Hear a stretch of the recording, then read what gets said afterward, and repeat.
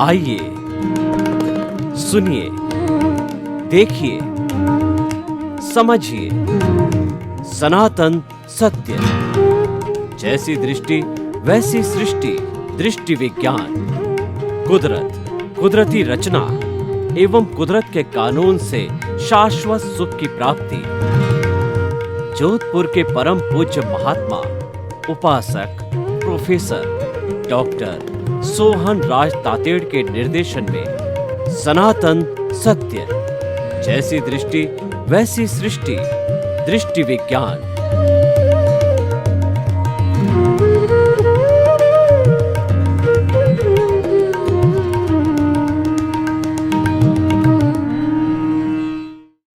भाई और बहनों, मातृशक्ति को नमन। आज का हमारा व्यवहार जगत का बहुत सुंदर विषय, जीवन के 7 सुख। देखिए, जो जीव जन्म लेता है वह कोई मरना नहीं चाहता तथा कोई दुख नहीं चाहता। हर जीव सुख चाहता है और मनुष्य तो एक पूर्ण डेवलप प्राणी है। वह तो दुख बिल्कुल नहीं चाहता, वो तो सुख ही चाहता है। तो हमारी भारतीय संस्कृति में व्यवहार जगत के जो सुख है वो 7 भागों में विभाजित किए हैं, यानी 7 सुख कहे जाते हैं। और ऐसा कहा जाता है जिन व्यक्ति को ये 7 सुख मिल जाते हैं वो व्यवहार जगत का भाग्यशाली व्यक्ति है। और उन 7 सुखों की अब हम थोड़ा गहराई से व्याख्या करेंगे और उसके साथ साथ में इसको अध्यात्म जगत से भी जोड़ेंगे, क्योंकि केवल व्यवहार जगत की बात करना ये अधूरी बात रह जाती है। बात को होलिस्टिक बनाने के लिए, संपूर्ण बनाने के लिए हमें व्यवहार और अध्यात्म, व्यवहार और निश्चय, जो हमारा जीवन चल रहा है उसके साथ में इहलौकिक और पारलौकिक जीवन दोनों को जोड़ करके चलना चाहिए, तभी वो होलिस्टिक जीवन होता है। तो पहला सुख निरोगी काया। इसका अर्थ ये हुआ है कि अगर आप जीवन में सुख चाहते हो तो सबसे पहली बात है कि फिजिकल हेल्थ होनी चाहिए। फिजिकल हेल्थ किसे कहा जाता है कि हमारे शरीर के छोटे से छोटा भाग है वो शैल है, कोशिका है, और वह इस शरीर में 60 खरब कोशिकाएं होती है। उसके बाद के अंदर टिश्यूज आते हैं, ऑर्गन्स आते हैं और फिर सिस्टम आते हैं, श्वसन तंत्र, रुधिर तंत्र, पाचन तंत्र, उत्सर्जन तंत्र और कई तरह के तंत्र, मसल्स वगैरह। ये सारे तंत्र जो है वो अच्छी तरह से काम करे, उनमें खिंचाव नहीं रहे, उसमें तनाव नहीं रहे, उसमें अकड़न नहीं रहे, जकड़न नहीं रहे। और तो उससे जब ये मुलायम रहते हैं तब हमारा फिजिकल हेल्थ अच्छा होता है। जो जो उम्र बढ़ती है त्यों त्यों ये हमारे मसल्स है वो कड़े पड़ जाते हैं। तो मसल्स को नरम करने के लिए हमें आसन करना चाहिए। जितने तरह के आसन है और जिस चीज को जो सूटेबल आसन है वो किया जाता है तो मसल्स डक्टाइल होते हैं, नरम पड़ते हैं। और मसल्स जब नरम होते हैं तो वो आराम से खुलते हैं, बंद होते हैं, यानी वो सारी गतिविधि आराम से करते हैं। हमारे जो वर्किंग सब्सटेंसेज है वो हमारे हड्डियों के बाद में इस शरीर के अंदर मसल्स आते हैं। तो पहला सुख फिजिकल हेल्थ का अर्थ ये होता है कि हमारे शरीर के अंदर किसी तरह का रोग ना हो, कोई अवरोध ना हो और हम आराम से अपना स्वयं का काम कर सकें। उम्र के साथ साथ में शरीर में वीकनेस आती है, ये बात सही है, लेकिन कोई भी व्यक्ति किसी उम्र का हो उसे अपनी फिजिकल हेल्थ, फिजिकल फिटनेस हमेशा सही रखने का कोशिश करना चाहिए। क्योंकि आपको चलना है, खाना है, पीना है, उठना है, बैठना है, कोई भी ऑफिस का काम करना है या कोई भी तरह का काम करना है तो मन वचन का है कि जो भी क्रिया करेंगे वो तो शरीर के माध्यम से की जाएगी। शरीर के अंदर कहीं दर्द है, आपके दांत में दर्द है, कान में दर्द है, पेट में दर्द है और घुटनों में दर्द है, तो वो आपका ध्यान हर वक्त उस दर्द की तरह जाएगा और आप अनप्लीजेंट फील करेंगे। जब व्यक्ति अनप्लीजेंट फील करता है तो सुख कहाँ होता है, उसका सारा ध्यान उसी में ही चला जाता है। तो इसीलिए हमें जो है ये मेंटेन करना पड़ेगा। और दूसरा, छोटी मोटी कोई भी बीमारी आ जाती है उसको टॉलरेट करना पड़ेगा, हमको सहन शक्ति बढ़ानी पड़ेगी, कष्ट सहिष्णुता बनानी पड़ेगी कि हर छोटी बड़ी चीज के अंदर हमको नर्वस नहीं होना है। जब हमारी इम्यून सिस्टम, प्रतिरोधात्मक शक्ति है, वो हमारी बीमारी को रोकती है, तो इम्यून सिस्टम को खराब नहीं करना है, उसको बनाए रखना है। तो ये हमें हमेशा ध्यान रखना चाहिए कि इम्यून सिस्टम के अंदर WBC और RBC, जो हमारी रेड ब्लड सेल्स और वाइट ब्लड सेल्स होती है, वो जो है समाप्त ना हो। वैसे तो कोशिकाएं मरती है और नई बनती है, लेकिन फिर भी हम उसको चला करके उनको समाप्त ना करें, एंटीबायोटिक लेकर के और बड़ी बड़ी जो है भारी भारी दवाएं लेकर के, और हम उसको खत्म नहीं करें।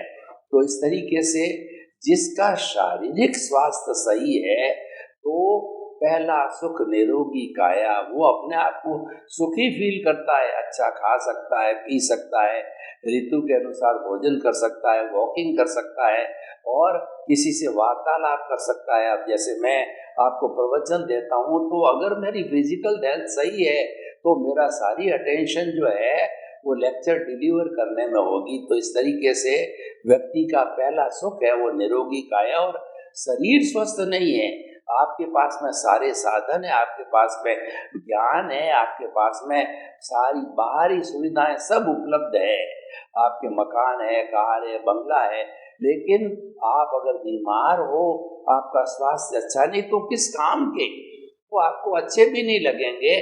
क्योंकि जो अच्छा लगता है वो साता वेदनीय कर्म के उदय से अच्छा लगता है। असाता वेदनीय आते ही कोई भी चीज हमको प्रिय या अच्छी नहीं लगती है। तो इस तरीके से ये पहला सुख निरोगी काया, और वो हमें मेंटेन करना चाहिए। फिजिकल हेल्थ मेंटेन करने से होती है, और श्रमजीवी बनना पड़ेगा। अगर आपको फिजिकल हेल्थ अच्छी रखनी है तो आपको श्रम में विश्वास करना पड़ेगा, यानी आप हर काम अपने हाथ से करो, छोटे मोटे काम हाथ से करना। Early to bed early to rise is a sign of the good health, and a sound mind exist in a sound body. आपको अपनी तरफ से चला के प्रयास करना पड़ेगा कि मेरी जो लाइफ स्टाइल है वह एकदम सुचारू रूप से, नियमित रूप से रहनी चाहिए। और फिजिकल हेल्थ को जो मेंटेन करती है वो हमारी बायोलॉजिकल क्लॉक होती है। बायोलॉजिकल क्लॉक समय समय पर जिस शरीर में जिस चीज की आवश्यकता होती है वो हमें उपलब्ध कराती है, हमें वो टाइम टेबल देती है। 12 बजे अगर व्यक्ति को भूख लगती तो रोज 12 बजे वो भूख का अलार्म बजा देती है, आपको भूख लग जाती है। नींद के समय में नींद का अलार्म लगा देती है, उठने के समय में उठने का अलार्म लगा देती है। यानी उसका नाम ही क्लॉक है, बायोलॉजिकल क्लॉक है, उसको मेंटेन रखना चाहिए ताकि हमारा शारीरिक स्वास्थ्य अच्छा रहे। पहला सुख निरोगी काया। दूसरा सुख घर में माया, यानी कि देखिए हमारा जो गृहस्थ जीवन होता है वो अर्थ से चलता है। कोई भी गृहस्थी है जिसके पास में अर्थ नहीं है, सफिशिएंट है, तो वह एक कौड़ी का यानी यूजलेस है। और जो सन्यासी होता है उनको अर्थ नहीं रखना चाहिए, क्योंकि अर्थ अनर्थ का कार्य होता है। और सन्यासी अगर मठाधीश होता है और वह कंचन कामिनी युक्त होता है और अर्थ का रखता है, भोगी अर्थ का, तो वो सही मायने में सन्यासी नहीं है। तो इसीलिए हमारे घर के अंदर सफिशिएंट जितनी आवश्यकता होती है उतने अर्थ की यानी पैसे की व्यवस्था होनी चाहिए। इसीलिए एक जेंटलमैन, एक जो सज्जन व्यक्ति गृहस्थी भगवान से प्रार्थना करता है कि साईं इतना दीजिए जामे कुटुंब समाए, मैं भी भूखा नहीं रहूं और साधु न भूखा जाए। हे प्रभु, मुझे कम से कम इतना देना कि मेरा और मेरे परिवार का भरण पोषण हो जावे, और कोई मेरे घर में अतिथि देवो भव अतिथि आवे तो मैं उसका आदर सत्कार अच्छी तरह से कर सकूं। समाज का काम, देश का काम और जो है जगत कल्याण का काम मैं कर सकूं, इतना तो मुझे अवश्य अर्थ देना, मुझे इससे अतिरिक्त अर्थ की आवश्यकता नहीं है, क्योंकि आवश्यकता से अतिरिक्त जो अर्थ होता है वो अनर्थ बन जाता है। तो सातों सुख को बताना है तो मैं थोड़ा संक्षेप करके चलूंगा। पहला सुख निरोगी काया, दूसरी सुख घर में माया, तीसरा सुख स्त्री आज्ञाकारी। घर में हमारे साथ के अंदर जो सबसे ज्यादा साथ रहने वाली होती है वो पत्नी होती है। पत्नी अर्धांगिनी होती है, आधे अंग की मालिक होती है, आधी प्रॉपर्टी की मालिक होती है, और पूरे जीवन में 50% उसका स्थान रहता है, 50% स्वयं का होता है। यानी एक वो बहुत इम्पोर्टेंट भागीदार है, तो वो आज्ञाकारी होनी चाहिए। आज्ञाकारी का अर्थ ये है कि कभी अगर मान लो पुरुष गर्म हो जावे तो स्त्री को ठंडा होना चाहिए। कभी आपने जो तवे के ऊपर अगर रोटी बनाई हो तो एक तरफ से वो गर्म की जाती है, दूसरी तरफ से वो ठंडी रखी जाती है। ठंडा गरम करते करते वह रोटी तैयार होती है। इसीलिए ये तो हमारे जीवन में चलता है, क्योंकि व्यक्ति देखिए कि सारे अभी हम केवली या बहुत बड़े समताधारी नहीं हैं। कभी तनुक मिजाजी हो जाती है, लेकिन किसी एक को होवे तो दूसरे को सावधान हो जाना चाहिए। अब मुझे साइलेंट रहना है, चुप रहना है, और मुझे प्रतिक्रिया नहीं करती रही। मतलब जो अगर हस्बैंड वाइफ में प्रतिक्रिया करते रहते हैं, एक दूसरे की गलती निकाल देते हैं और पुरानी बातों को याद करके वो घिसते रहते हैं। तुमने उस समय में ये किया, तुमने उस समय में ये किया, वो उसकी गलती निकालता है, वो उसकी गलती निकालता है, तो हमारा जीवन नारकीय जीवन बन जाता है। और वास्तव के अंदर अच्छा हस्बैंड वाइफ का जीवन कौन सा होता है?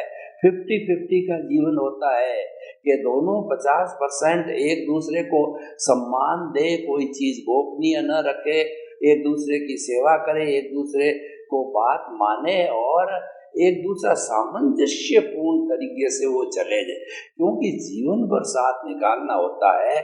और देखिए कि जब बुजुर्ग अवस्था आती है, बुढ़ापा आता है, तो सभी लोग साथ छोड़ जाते हैं। एक पत्नी ऐसी होती है जो अंतिम समय तक आपका साथ रखती है या आप उसका साथ रखते हो। That means she is a great companion और से friend of yours throughout the life.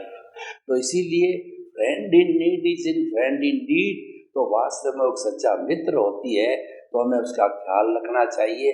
ख्याल का अर्थ होता है कि दोनों में सामंजस्य बनाते रहना चाहिए, दोनों के अंदर टिटबिट्स नहीं होनी चाहिए, दोनों के अंदर जो क्रिया प्रतिक्रिया नहीं होनी चाहिए, टॉन्टिंग भाषा नहीं होनी चाहिए, सरल भाषा होनी चाहिए, सहनशीलता होनी चाहिए, त्याग की भावना होनी चाहिए।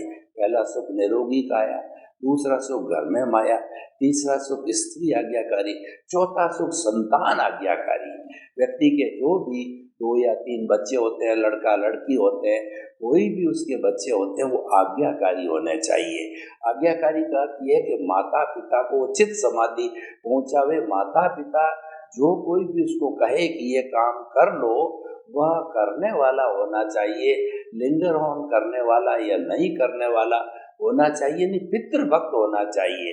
अगर आपका संतान श्रवण कुमार है तो आप बहुत खुश रहोगे। क्यों? और आप उसको हृदय कलेजी की कोर मानोगे, आप जो है आँख का काजल मानोगे, क्योंकि वो आपकी आज्ञा मानता है।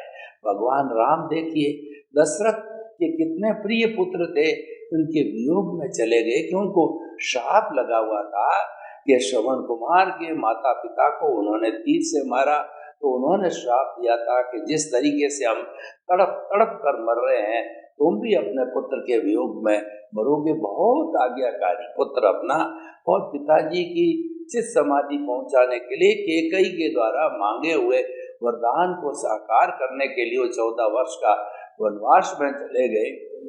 उनके दुख में दशरथ ने हालांकि प्राण त्याग दिए, पर हम आज्ञाकारिता की जहाँ बात करें तो पुत्र के रूप में राम और भाई के रूप में लक्ष्मण। इसीलिए आज कितने सैकड़ों वर्ष हो गए हैं, फिर भी जहाँ राम लक्ष्मण की जोड़ी आज भी भाई भाई की जोड़ी जो है आज भी स्वीकार की जाती, आज भी उसको विशेषण दिया जाता है। तो पुत्र को अपने माता पिता का, संतान को माता पिता का आज्ञाकारी रहना चाहिए और हर वक्त चिंतन करना चाहिए कि माता पिता को किंचित मात्र भी दुख न हो। भगवान जो है वो भगवान जो महावीर जब माँ की गोद में थे तो माता पिता के प्रति कितना समर्पण था कि उनके पास में मति, श्रुत और अवधि 3 ज्ञान थे। हर तीर्थंकर जब जन्म लेता है तो 3 ज्ञान लेकर के आता है। उन्होंने देखा कि मैं माँ की कोख में हिलता हूँ डुलता हूँ तो माँ को कितना कष्ट होगा, तो उन्होंने जो है वो अपने हिलना डुलना बंद कर दिया। तो राजमहल के अंदर जो शहनाइयाँ बज रही थी वो अचानक बंद हो गई और त्रिशला माँ ने कहा कि मेरी कोख के अंदर क्या हो गया, बच्चा कहीं मर गया है। तो राम ने पुनः अवधि ज्ञान लगाया, जो फिर उन्होंने भगवान महावीर ने पुनः अवधि ज्ञान लगाया कि यह तो अनर्थ हो गया कि मेरे माता पिता को दुख हो गया। तो पुनः उन्होंने माता पिता के प्रति बचपन में कितने समर्पित थे कि उन्होंने चिंतन किया कि जब तक माँ बाप मेरे जिंदे हैं मैं दीक्षा नहीं लूंगा।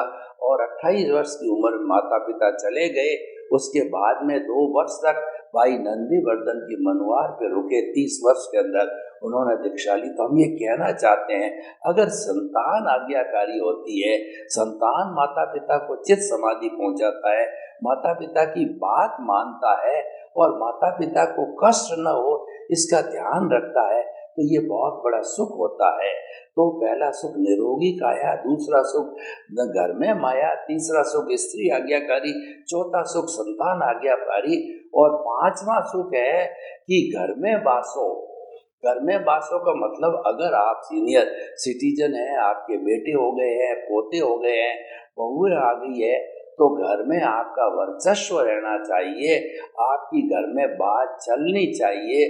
सभी जो है आपसे जो है कोई राय मांगे, आपकी आज्ञा का पालन करे, आपकी आज्ञा का उल्लंघन न करे। और आपने किसी को ये नियम दे दिया कि ये कार्य नहीं करना है, ये कार्य हमारी घर की प्रतिष्ठा के विरुद्ध है, तो आपकी जितने भी घर में सदस्य है अगर वो आपकी आज्ञा का पालन करते हैं तो मान के चलना चाहिए, बहुत बड़ा सुख है। और ऐसा परिवार बहुत यूनाइटेड होता है, बहुत डिसिप्लिन्ड होता है। और जहाँ पर परिवार के अंदर डिसिप्लिन्ड, एकता और यूनियन रहती है, उस परिवार को कोई तोड़ नहीं सकता है।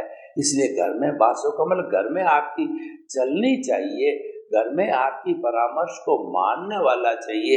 ऐसा नहीं कि आपने बेटे को, पोते को, बेटे की बहू को, पोते की बहू को आपने परामर्श दिया कि बहू ये नहीं करना चाहिए, उचित नहीं है, इससे हमारी प्रतिष्ठा गिरती है।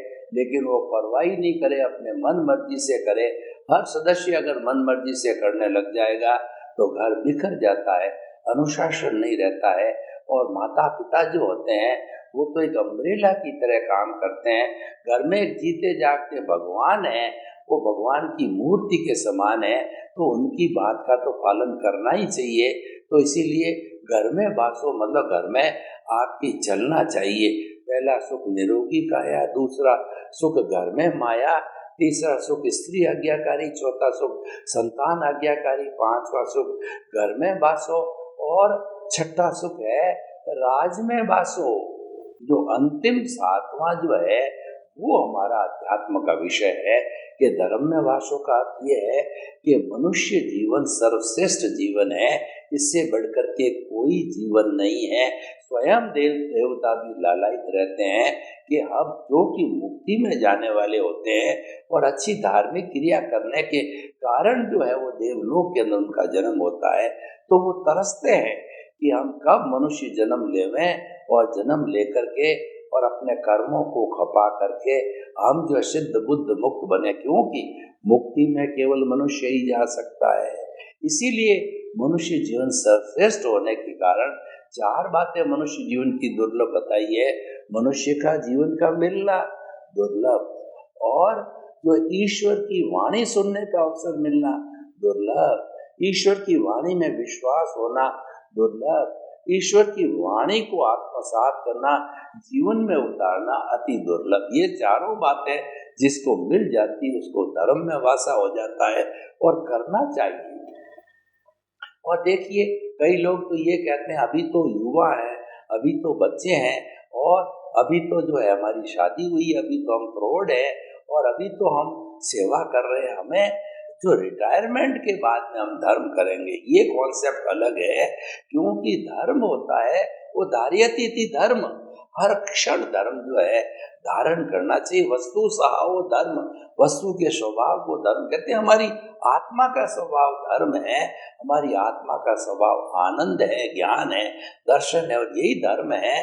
तो इन चीजों का अभ्यास हमें बचपन से होना चाहिए।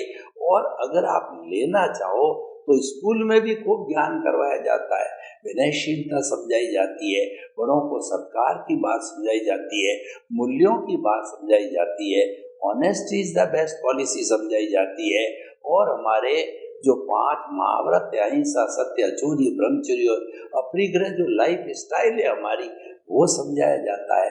तो हम शिक्षा हर व्यक्ति लेता, आजकल कोई बिना शिक्षा वाला नहीं रहता है। तो ये बातें शिक्षा जगत में, स्कूलों में, कॉलेजों में, विश्वविद्यालयों में समझाई जाती, पर ग्रहण की जानी चाहिए। मोह तब होता है जब ग्रहण की जाती है। मेरे कोई बॉडी के किसी भाग के अंदर पेन चल रहा है, पेन किलर मेरे हाथ में है, जब तक मैं उस पेन किलर को पानी, दूध या चाय के साथ मुंह में नहीं लूंगा और जब तक वो जो है हमारी कहना चाहिए कि ब्लड के साथ मिलकर के उस स्थान पे नहीं पहुंचेगी जहाँ दर्द है, तो दर्द कैसे ठीक होगा। तो हम ये कहना चाहेंगे कि आपके पास गुण तो बहुत है, विद्या बहुत है, आपने बहुत कुछ सीखा है, लेकिन जीवन में नहीं उतारते हो आप, तो फिर जो है उसका अर्थ क्या हुआ। तो इसलिए जीवन में उतारना चाहिए। धर्म जो है वो हर उम्र में जब समझ आए तभी अपनी अपनी कैपेसिटी के अनुसार करना चाहिए। और धर्म का जो हमारा सनातन सत्य है वह भी धर्म पर आधारित है। तो उसके 2 बड़े नियम हैं। पहला नियम है कि मन, वचन, काया तथा उससे जुड़ी हुई हर अवस्था, एवरी कंडीशन, एवरी इंस्टांस, हर अवस्था मात्र कुदरती रचना है, जिसका कोई पाप भी रचने वाला नहीं है, वह व्यवस्थित है। इसका कहने का ये हुआ कि हम जो इस जन्म के अंदर जो मन, वचन, काया की बैटरी है पिछले जन्म से चार्ज करके लाए, वो मात्र डिस्चार्ज होती है। यानी हमारी जितने भी मन, वचन, काया की क्रिया है 100% वो परिणाम है, वो पुरुषार्थ नहीं है। और वैसे देखिए काम करना, हर काम पुरुषार्थ कहलाता है। हाथ हिलाना ये भी बिना पुरुषार्थ के नहीं हिलना, बोलना वो भी बिना पुरुषार्थ के नहीं बोला जाता है, सोचना वो भी विश्वास पर बिना पुरुषार्थ के नहीं चला जाता है, वॉकिंग करना, काम काज करना, ऑफिस जाना बिना पुरुषार्थ के नहीं होता है। मानता हूँ, लेकिन ये सारा रिलेटिव पुरुषार्थ है। इसको भगवान ने रिलेटिव पुरुषार्थ की संज्ञा के अंदर दिया है, क्योंकि जो आत्मज्ञान ही सच्चा ज्ञान है, शेष सब अज्ञान है। क्योंकि हमारा सनातन सत्य है, इसका मुख्य उद्देश्य है कि आपको शाश्वत सुख की नींव लगाना। हम ये नहीं कहते हैं कि आपको शाश्वत सुख अभी हम पकड़ा देंगे, अभी आपके हाथ में धर देंगे, ऐसा नहीं होता है। शाश्वत सुख की जब नींव लग जाती है तो आने वाले शने जो है, जो वर्षों के अंदर या जन्मों के अंदर आपको जो है वो वास्तव में वह जो है सनातन सत्य या आपकी अल्टीमेट जो गोल है, शाश्वत सुख आपको वह मिल ही जाता है। तो धर्म की एक परिभाषा हमारे सनातन सत्य के माध्यम से ये हुई। और दूसरा, हमारा सनातन सत्य आत्म धर्म पर आधारित है। और दूसरी जो है इसमें सिद्धांत ये है कि मन, वचन, काया से मुक्त, ऐसा मैं शुद्ध आत्मा हूँ। क्योंकि मन, वचन, काया तो परिणाम है। मन, वचन, काया तो जो करके आए हो उसका हिसाब है। वो हिसाब ऑटो मोड से चलता है, उसमें किसी की पंचायती नहीं चलती है और उसका संचालन कुदरत करती है, जो कि क्रिएटर, ऑपरेटर और डिस्ट्रॉयर है। उसकी देख रेख में, उसके सुपरविजन के अंदर जिंदगी भर में वो कार्य चलता है। तो आप जब उसके अंदर कोई करेक्शन, कोई फेरबदल नहीं कर सकते हो, तो आपको उसके अंदर इंटरेस्ट लेना ही नहीं चाहिए। Let it go with its own speed, let it go with its own accord. जब ये ओन अकॉर्ड से चलता रहेगा तो इसका अर्थ क्या हुआ कि मन वचन काया से मुक्त ऐसा मैं शुद्ध आत्मा हूँ। सर्वे भवन्तु सुखिनः सर्वे सन्तु निरामया। लोक के सब जीवों को सुख मिले, शांति मिले, आनंद मिले, प्रेम मिले, सौहार्द मिले और हम सभी मिलकर के स्वर्ग को इस धरा पर उतारना है। आपके प्रति शुभकामना। ओम शांति, ओम शांति।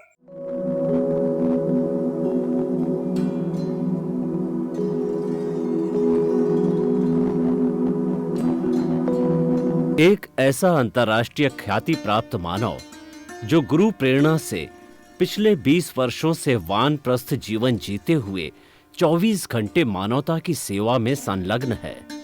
एक ऐसा मानव जो अभी राष्ट्रीय, अंतर्राष्ट्रीय टीवी चैनलों पर 7,500 एपिसोड के माध्यम से सनातन सत्य, आत्मविज्ञान एवं पुनरुत्थान, व्यवहार एवं निश्चय जगत के जीवनोपयोगी विषयों पर हृदय स्पर्शी प्रवचन कर चुका है।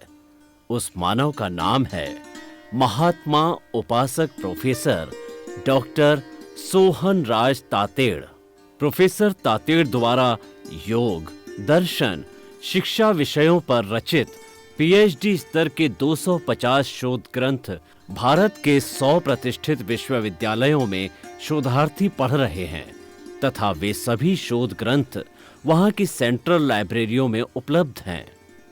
महात्मा सोहन राज ने अभी तक हजारों स्कूलों, कॉलेजों, विश्वविद्यालयों एवं संस्थाओं में सेमिनार, वर्कशॉप, कैंप लगाकर लाखों विद्यार्थियों को योग, दर्शन, शिक्षा का प्रशिक्षण देकर उन्हें सुसंस्कारित किया।